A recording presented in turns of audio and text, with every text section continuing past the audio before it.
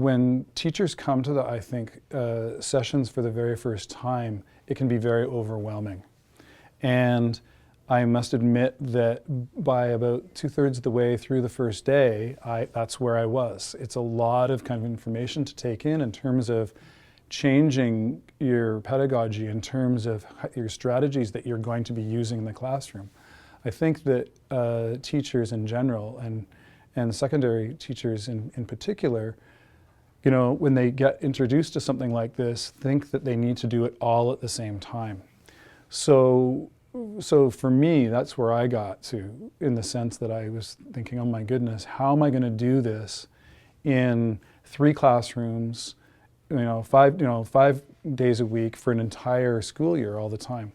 So I was skeptical.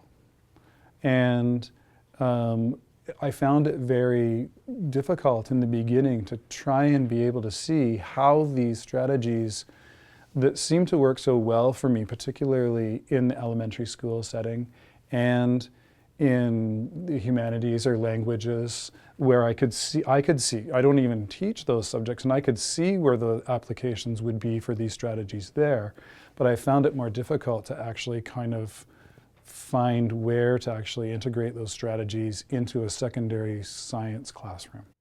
I went to a bring and brag session before we actually started the actual 3-day session. And when I was there, I had the opportunity to meet a teacher who is the head of English at a school in the next community over from ours. And she showed me how to do causal modeling. And causal modeling right away seemed to be something that worked really well for me.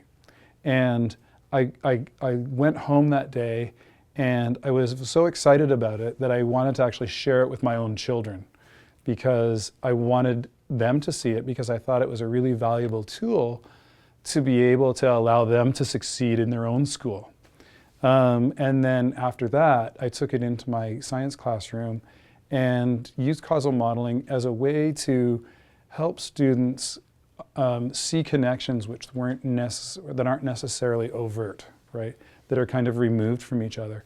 And when you're doing science, where a lot of things happen in a sort of cascade fashion, then using causal modeling, where one event causes another event to happen, it seemed to fit very well. So causal modeling was the first thing. It just kind of increased my enthusiasm in the sense that I now had a framework and a strategy that I could use to be able to teach the things that I was trying to teach that I had found difficult to teach before.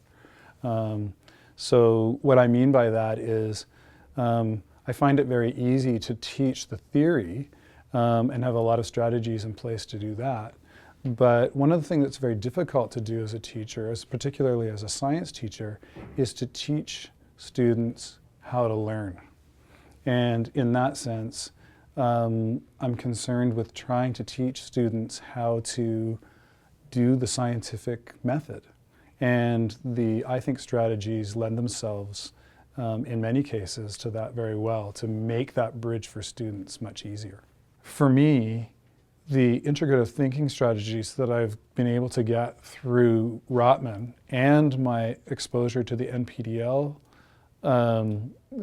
strategies and kind of philosophy has allowed me to actually really understand how to do that, right? It's given me the framework to understand how to make my class more student-centered.